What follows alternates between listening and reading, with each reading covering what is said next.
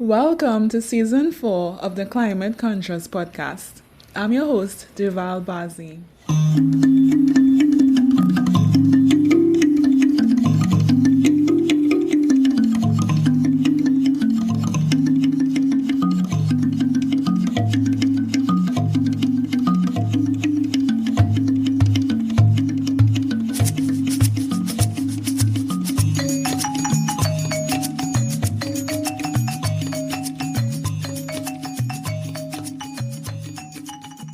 A rural woman, first and foremost, today's guest is an advocate and changemaker in the fields of gender equity in agriculture and rural development in St. Lucia.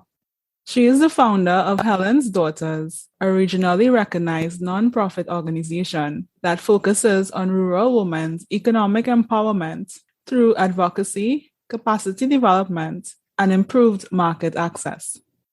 While her academic background lay in the field of international relations and political science, having served the last 5 years at the United Nations Secretariat in New York in the areas of peacekeeping and political affairs, she has never forgotten her farming roots, which is what led to the creation of Helen's Daughters. A One Young World Ambassador, the recipient of the 2018 National Youth Award in Agriculture by the Ministry of Youth Development and Sports in St. Lucia, a thoughtful food ambassador for the Caribbean, the first ever English-speaking Ashoka Fellow in Latin America and the Caribbean, a recipient of an MBE for Humanitarian Services awarded by Her Majesty Queen Elizabeth II, and an ICA Goodwill Ambassador for Sustainable Development. I am delighted to welcome to the Climate Conscious Podcast, Ms. Keithlin Caroo. Hi, Keithlin. Hi, Deva. Thanks so much for having me. It's such a pleasure to be here. I'm excited for us to discuss the intersection of food, gender, and climate. Same here, same here. So I came across this quote: "A nation that cannot feed itself is not free."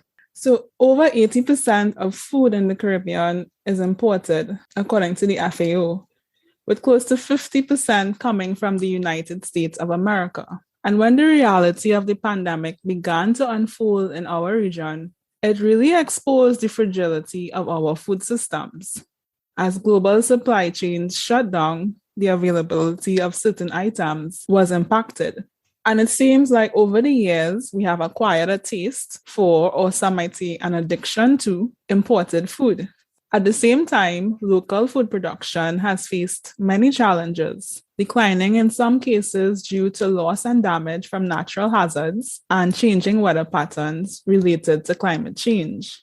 It sounds like we are on dangerous ground when it comes to our ability to feed ourselves. So, Keithlin, what is your take on this? I actually love that quote that you opened with. I collect quotes, especially when it deals with agriculture and food, and I have to add that one to my list. But it's quite true that if a nation cannot feed itself, it's not free. Because St. Lucia, for example, we spend about $360 million annually on imported foods. And more than half of that is food that can be grown in St. Lucia. And when you look at the CARICOM region, our food import bill is nearing, I think right now, $8 billion. And it begs a question, even though we are small territories, but one thing about us, clearly, because if you look at slavery, if you look at the slave trade, the commodities that were coming out of the Caribbean from coffee, cocoa, sugar, and so on, at those large amounts, it's clear that we are able to produce food in vast volumes. But for some reason, there's a myriad of reasons, dating all the way back to slavery, but we are really stuck in a very dangerous cycle, I would say. Aside from being dependent and spending so much of our income on externally bought foods, we have to look at the actual impact on our health, the health of our societies. in Latin America and the Caribbean, we have the highest rates of NCDs from obesity, high blood pressure, diabetes, and so on. And again, it all starts with the food that we eat. And when you look at our ancestors and so on, they were living longer, they were living healthier lives in some cases. And right now, as you mentioned, because of the taste, the palate that we've built for certain foreign foods, particularly when it comes to carbs and starchy foods and sugary foods, which are the majority what is what's sent over to us. It really begs the question that I think we're fighting a number of things like right now, okay, the pandemic has come to the forefront and so on, but really we need to focus on food sovereignty and the health of our nations, because I think that's killing us at larger rates than anything else. And you mentioned the region's history of food production, and it seems like there has been a complete reversal of the flow of foods. And with that has come many negative impacts, which you mentioned, like the proportion of our income that goes towards the acquisition of food, as well as the health impacts. But you mentioned a very interesting term. Can you expand on the concept of food sovereignty? Well, really, food sovereignty really focuses on, again, the ability to feed ourselves. Now, granted, I think no one nation can completely grow every single crop. Obviously, as global citizens, our palates have diversified. I'm sure you'd value, who knows, you may have a likeness for strawberries that can be grown here but are not often grown here, or apples and so on. And likewise, in the diaspora, you find a lot of Caribbean persons looking for the dashins and the breadfruits and so on that isn't typically grown there. But we really need to focus on what can be grown here, and also understanding the health and nutrition of the foods that are readily available. Because one of the things that we noted with the I think the first impacts of the pandemic, aside from the health cases and the COVID cases, was really the trade disruptions and even more increases in food insecurity. I saw for the first time, because we were doing a mobile farmers market at the time, is that people were actually willing to come to the farms for food when they didn't have the option of buying at a supermarket or rationing. So it begs the question, how is your palate so can it be easily changed when there is a disaster and so on, which is why I constantly tell people that there is value in the food that's locally available, especially right now.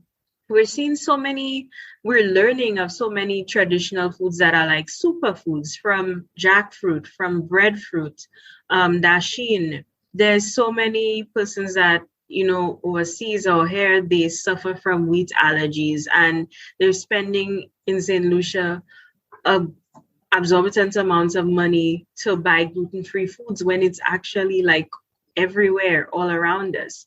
And I think this is where we need to develop the capacity of the production of our farmers, the understanding of not only the production, but the nutritional benefits of our farmers, so that they can also educate their consumers. And finally, I think, which it's not only grassroots organizations like myself, but also governmental and other developmental agencies, in terms of really teaching our populations how to embrace these locally sourced products and so on. Because we can boost production, but that doesn't mean that a millennial might all of a sudden ditch their pasta and start eating dashin. But we have to find creative ways to, in a sense, elevate traditional dishes and so on, to make it more appealing for these elevated palates. Yes. And to answer your question, yes, I do enjoy strawberries from time to time. and we're not food shaming, persons who enjoy, a diverse palate. But I think, as you mentioned, it's about understanding the value of our local foods and appreciating what we can source locally, which ties in again to building resilience. Exactly. So goal number 2 of the UN Sustainable Development Goals, Zero Hunger, It aims to end hunger, achieve food security, and improve nutrition and promote sustainable agriculture. It targets things like access to safe, nutritious, and sufficient food, agricultural productivity, and resilient practices. And we just discussed a bit about nutritional value of our local foods. But in your view, how is the region progressing in achieving this goal? I think we're failing right now. If going back to the stats that I just quoted with regards to CARICOM and even countries like St. Lucia, I think that right now the sector is quite fragmented because it's in a sense, it's zero hunger encompasses a number of things. You can grow or have a certain number of foods, but zero hunger also means that you need to introduce persons to healthy and nutritious and balanced diets as well. So you can up your production, for example. Zero hunger doesn't mean that, okay, we're going to ask farmers to grow potatoes and that's what we expect our populations to eat only. Again, I think it needs to be a holistic approach to the way that we attack the problem when it comes to agriculture and food and nutrition. For example, with Helen's daughters, we noticed that quite early on that one, there is the fact that when you look at the stats with regards to skilled workers in the agricultural sector, it's like 8% of farmers and then 2% of women farmers, which is insane considering the number of agricultural entrepreneurs that are on island. So building capacity with regards to production and obviously agribusiness is one thing, and which morphed into our training program that we have called the Rural Women's Academy in St. Lucia. And we also run the Women's Farmers Academy in collaboration with the University of the West Indies in St. Vincent and the Grenadines and St. Kitts and Nevis. But it's also, aside from focusing on that, I think nutrition is really, really important, which is one of the reasons why we added nutritional marketing to our training program, which allows our farmers to understand the nutrition behind what they're producing and also using the nutritional benefits as an added advantage in terms of marketing their produce and so on. Because at the end of the day now, health, it's trendy. Being healthy, being lean, eating right, it is trendy. Everyone is trying it. So again, it's a win-win. Our farmers are able to, again, be, in a sense, pass on knowledge to the end consumers and helping the end consumers, in a sense, make healthier and more nutritious choices. But then finally, again, we noticed that you can have all the policies, you can have all the directives and so on, but you also need buy-in from your audience, from the public. And one of the things that we ended up coming up with was a cooking show called Nourishing Helen that focuses literally on using in every single episode locally sourced products. So every single item that is used is bought locally, and you create an entire meal that using traditional produce that is all around, but in modern and creative ways. So for example, showing how to do breadfruit pancakes or even stuffed plantains and so on. And given the opportunity to highlight products from farmers, farmHers, hearing their names and so on as well, so that our audience understands that, because oftentimes our population say, oh, well, the farmers don't produce, there is nothing, and there is, it's just fragmented, but there is. And I think with regards to zero hunger, we need to focus on that because at the end of the day, the pandemic taught us that trade disruptions can happen in the blink of an eye. Also, when we're looking at the increasing prices because of inflation as well, food prices are usually the first to increase. And even so, when you look at obviously even political crises that are happening far away from us because of how we are connected in our trade routes and our food routes, in a sense. For example, Daphne Ewing Chow had a Forbes article recently on the fact that the Ukrainian and Russian war will most likely also disrupt trade routes for imported foods. So all of these things we need to learn that before anything else, we need to boost up production. We need to get buy-in from our audience, and we need to honestly continue to be loud about this, because this is something that can affect us and cripple us as a region for years to come. Definitely. When someone hears the goal zero hunger, we may tend to think, in the region, we don't really have a significant issue with malnourishment or starvation, but you have defined, the many layers that constitute achieving that goal of zero hunger and food security. You mentioned a cooking show, and I would love to see that. Maybe we need a regional food network so we can highlight all the great foods that the region has, and especially using locally sourced produce. Would definitely love to try some breadfruit pancakes. But you also mentioned... Yes, no, definitely. Yeah, and you also mentioned farmHers. So that takes me to my next question. If you can tell us a bit, firstly, about your farming roots and the mission of Helen's Daughters. So as I proudly say, I am a rural woman. I come from a rural community in St. Lucia, and I've been raised by farmers on both sides in terms of grandparents. My parents, as well as supplemental income, they always dabbed in agriculture, even today.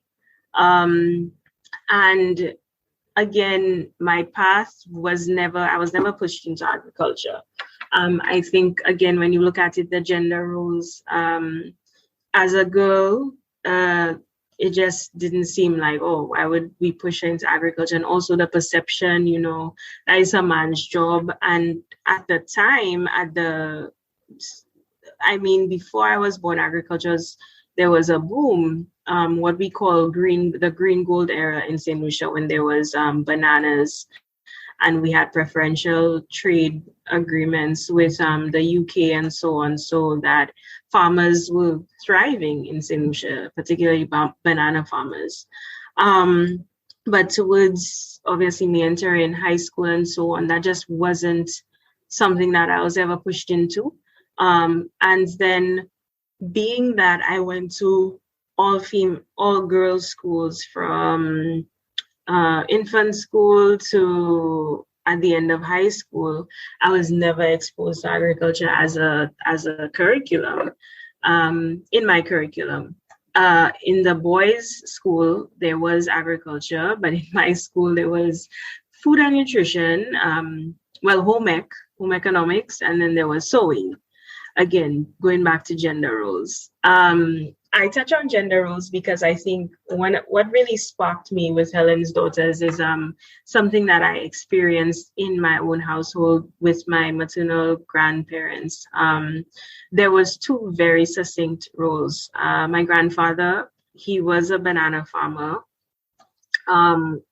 His occupation was a banana farmer.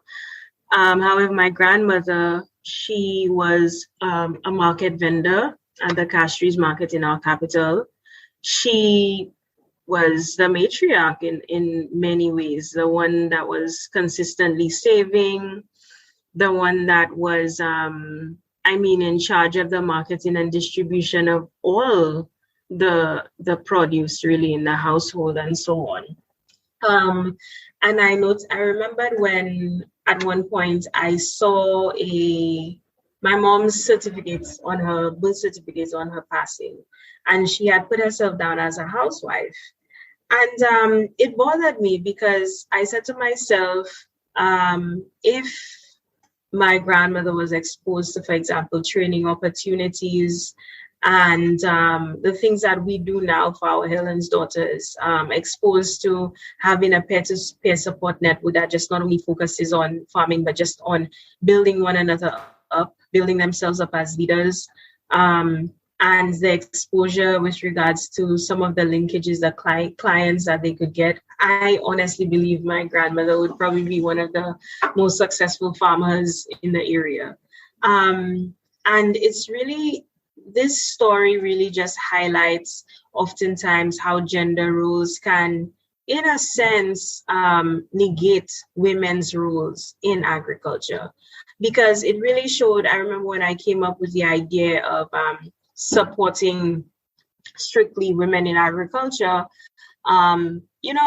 there was a lot of backlash because it's like, where's the Helen sons and so on. And really, what people don't realize is that a man's organization can come along supporting men, and typically, particularly for a lot of cooperatives and so on, it has been dominated by males and nothing has been said.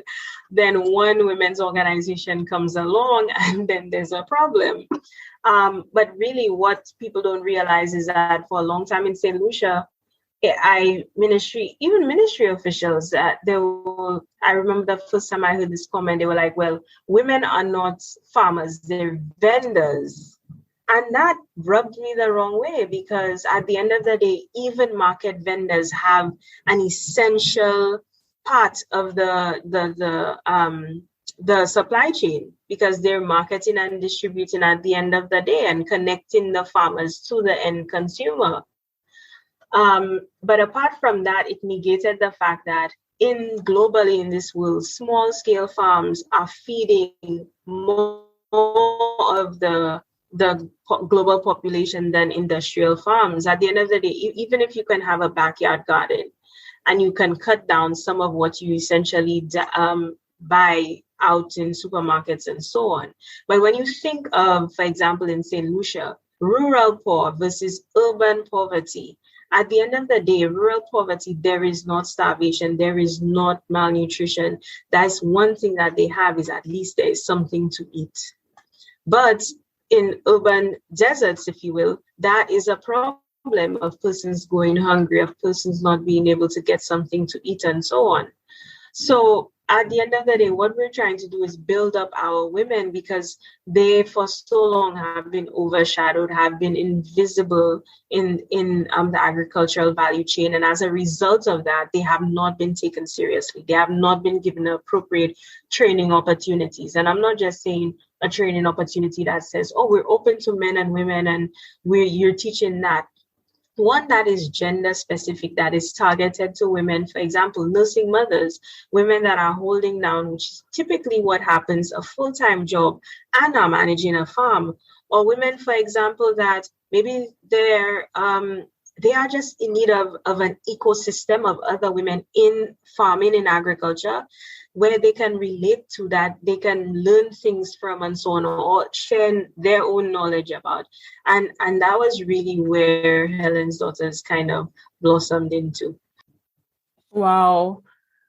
Some of us, we may take it for granted, but it's so important that we look at issues through a gender lens, because it's been established that women and men experience the same encounters in different ways. And whatever we're doing, if we're intending to improve things, we have to take both perspectives into consideration and cater to the unique experience of a woman in the field. Absolutely. And it's not to negate men's roles in the field either, but it's also, persons don't understand when we're talking about feminism and gender equality, it's really about balance. It's about trying to get the women to where the men have already been, because at the end of the day, if you have two equals in a household, in a relationship, it's better.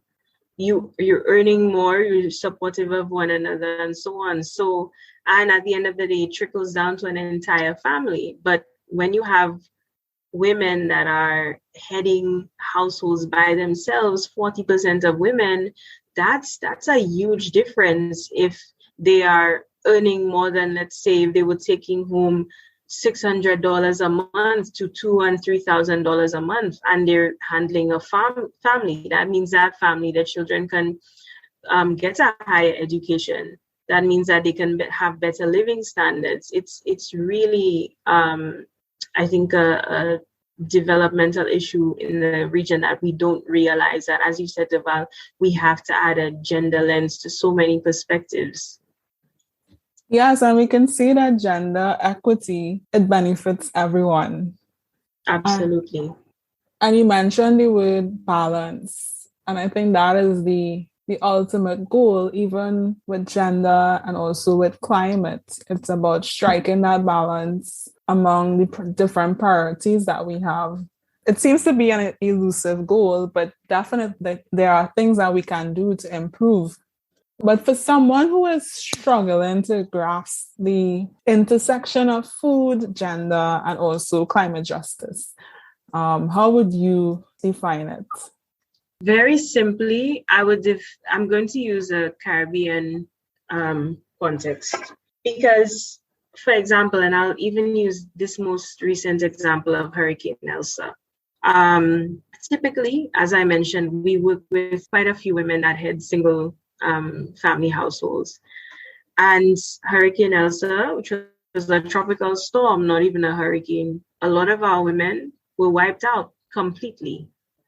Um, in agriculture, insurance is a problem. Most of our farmers, both male and female, do not have agricultural insurance. And that's not necessarily because it does not exist, but at the end of the day, especially when countries like small island territories are at the forefront of being impacted by climate change, it's not, it doesn't really pan out in the favor of the farmer. Oftentimes, farmers will tell you, I had insurance, my greenhouse got blown away, this got blown away, and I never got reimbursed. So I'm never going to look back. And essentially, when these women were wiped out, there is this thing in the Caribbean that we don't realize, especially in the farming communities, and it's resilience. We have been resilient for ages and ages and ages. We have been used to hurricanes coming and going and having to build back up. But because of climate change, because of the ways these storms are transforming and so on, it's not a typical storm or hurricane. Now people are to the point, I mean, where it's completely ravaging their farms and so on. And on top of the fact that, especially with women, you don't have savings set aside, you don't have insurance, you don't have readily available labor. Whatever you have, whatever money you have coming in and so on, is going to go into trying to build back. Or for some of them, they just leave the sector completely. There's women that, yes, they have tried to build themselves back up, but we have to remember, so what's going on in that family life when they're building back up? Because that means then that resources have been completely cut short. There's less food, there's less money to go around, whether it's for schooling, whether it's for whatever activities and so on, or other amenities. I mean, for some of our farmers, one hurricane can be the difference between being able to have a house and not being able to have a house. And I don't mean a house being blown away. That's one way to look at it. But also if you're renting and you don't have your own house.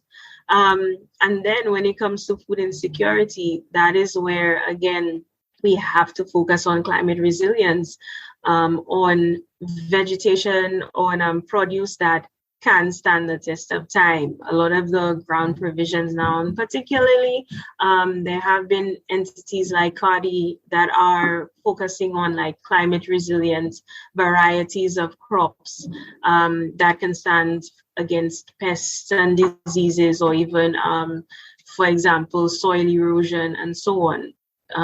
This is why we have to focus on farm designs, on sustainable agricultural practices, so that even after a hurricane or a crisis and so on, you're still left with something. And that is where we have to realize, even for example, with water conservation management, these are several things, and energy, several things that if we were able to at least readily prepare ahead of time, these women would not be left behind.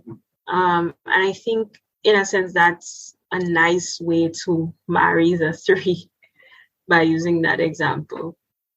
I certainly agree. in the discussion around climate change, it's important that we understand it's not solely about the variation in weather patterns or the physical losses that are incurred, but it's also about the disruption and the devastation of our communities, our families, and our people. So it's critical that we keep that in mind when we're talking about climate action and always keep climate justice in the conversation, which would bring us to ensuring that our women, our farmers, are not left behind. Absolutely. Absolutely. And I love that you said that we have been resilient for ages and ages. And I completely agree, because I always feel that in the region, we have an innate level of sustainability and resilience. You know, we have strayed from it in our pursuit of a different or a particular ideal of development. But I think if we, in a sense, go back to our roots, we will find the basis of sustainability and resilience. Yes, we need to adapt it to the current situation, incorporate technology, but I think we have the basis that we can build on to create a more sustainable and resilient region. Absolutely. I think we downplay indigenous practices far too often. Now you're seeing an uptick of our own indigenous practices sadly being retaught to us. For example, like I'll be honest, I just learned of this, the vetiver grass, yes, that is used, for example, by our crafters in Choiseul and so on. And way before, it used to be planted all around farms in St. Lucia, particularly farms that were sloping or waterlogged areas and so on, because of the uses for soil erosion and soil conservation. And now you're seeing like that, well, that relearning of traditional practices. And there are so many practices that have been, in a sense, forgotten, that I like to say, are frugal innovations. Because I think when you speak in the context of climate resilience and adaptation from a Western perspective, it means a lot of money. It means a lot of money that typically a Caribbean farmer or just anyone in the climate change sector just doesn't have. And I think it's a matter for us to really explore those indigenous practices a bit more and to understand, because at the end of the day, let's face it, typical people with boots on the ground are not going to be able to afford some of what they're saying that we need to do. But even, for example, like zero gravity irrigation, there are so many things, if you're on a slope, that we can do for a fraction of the cost of some of these Western innovations. And it's worth looking into. I certainly believe that we have the solutions, and we just need to tap in to our indigenous knowledge, our indigenous practices, in conjunction with partnering with our international partners. Yes, definitely. And also, I mean, I think that as small island states, yes, we have our region, but there are also persons in Asia and the Pacific that are facing the same issues that we are. And it's a matter of trying to share the knowledge that we have, because we have similar obstacles that we're facing, similar topography, and so on. So who knows what we could learn from one another as well as SIDS. So Keithlin, through your work with Helen's daughters, can you share a specific story of resilience? Absolutely. There are so many, though. I will share the story of one of our first farmers, Alberta. She's a single mom. She's a young farmer under the age of 35. And when I met Alberta, I didn't know much about her and so on. And as we went along, she said to me, because we're pretty much the same age, and she said to me, I went into farming, but before this training course came, I wanted to leave because people would often tell me, but why are you such a nice, pretty girl? You're young and you're in agriculture. She would say when she goes on the bus and she has to, pay the driver, the passage fare, she would be embarrassed because she wouldn't want to show her fingernails. Sometimes she wouldn't have time to wash up. Her hair would be a bit messy and so on. And it was this shame and this perception. People would laugh at her that, why would you do agriculture?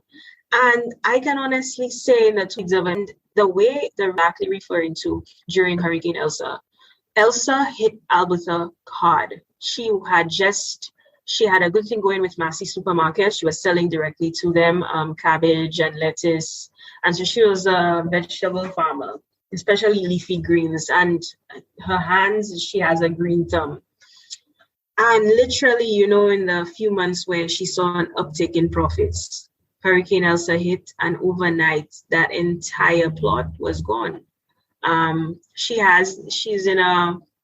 on a land lease area, and it can be waterlogged, but she has drainage and some irrigation done. But still, Hurricane Elsa, I mean, I say Hurricane Elsa, but it's tropical storm, I should say. It really ravaged a lot of our farms, and she was wiped out.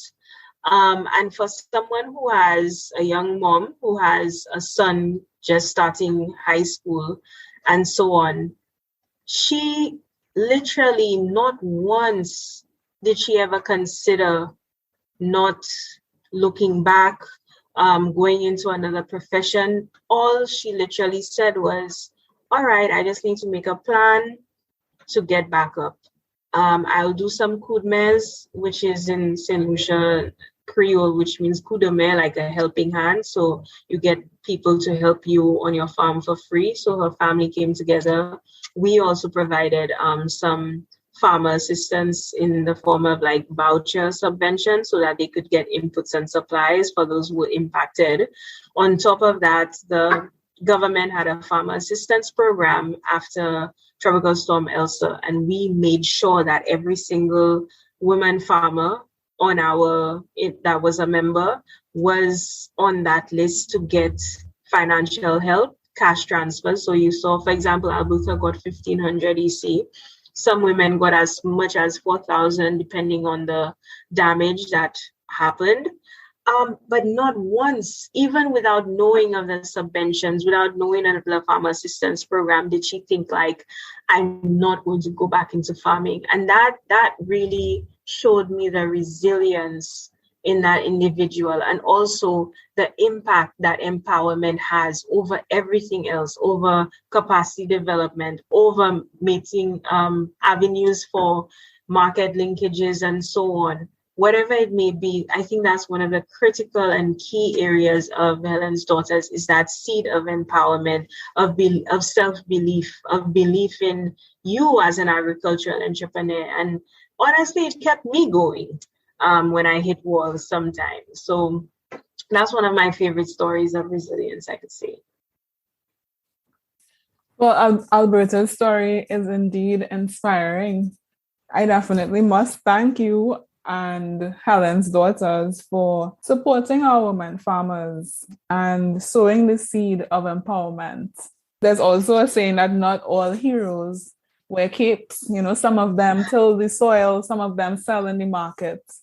And we need to ensure that we create or we build inclusive systems so that our women farmers are not left behind. Yes, no, I definitely agree with that. And also the recognition that these people play, just like, for example, the doctors, the nurses, the frontline workers, the fire officers, the policemen. But our farmers, they need that recognition. They keep us fed. As we like to say, if you ate today, thank a farmer. So. Absolutely. I think coming out of the pandemic, I hope that, we have a greater appreciation for our local farmers, but we definitely need to do more. Absolutely. Absolutely. So as we close, What are some of your recommendations for moving the region closer to the goal of food security and sustainable agriculture? I think one of my biggest recommendations right now, and it's something that I think I struggle with daily, is that in our region, particularly with agriculture and food security, is that we have a serious war in the developmental world. Instead of collaboration, particularly instead of supporting our grassroots organizations that have got it right and are doing great things, we are consistently going through governmental actors or going through external agencies that are very far removed. And I think and what you constantly see is those agencies and actors replicating what persons are already doing on the ground. And what I want to really see is key actors that can provide some type of support to lift up and to empower grassroots organizations rather than being in direct competition with them. And I think that is one of the major plagues of the agricultural sector right now. And as you said, it's about partnerships and collaboration. That's the only way we would really move forward to shape the sustainable future that we want. Absolutely. Collaboration over competition. Well, Keithlin, thank you so much for joining me on this first episode for season 4 of the Climate Conscious podcast, and for this very enlightening discussion on the nexus of gender, food, and climate. Yes. Thank you so much, Derval, for also having me and for spreading the word. You guys are doing an amazing job, so keep it up. Thank you. So where can listeners connect with you and the work of Helen's Daughters? Oh, you can definitely connect with us and see all our work on Instagram at helensdaughters.slu. Also on Facebook, helensdaughters.slu as well. We're on LinkedIn, we're on Twitter. You can also check out our website, www.helensdaughters.org. And if you do want some more in-depth information, you can always email us at info@helensdaughters.org as well. There you have it, folks. Connect with Helen's Daughters and follow the Climate Conscious on Instagram and LinkedIn. Thank you for listening. Bye. Thank you so much.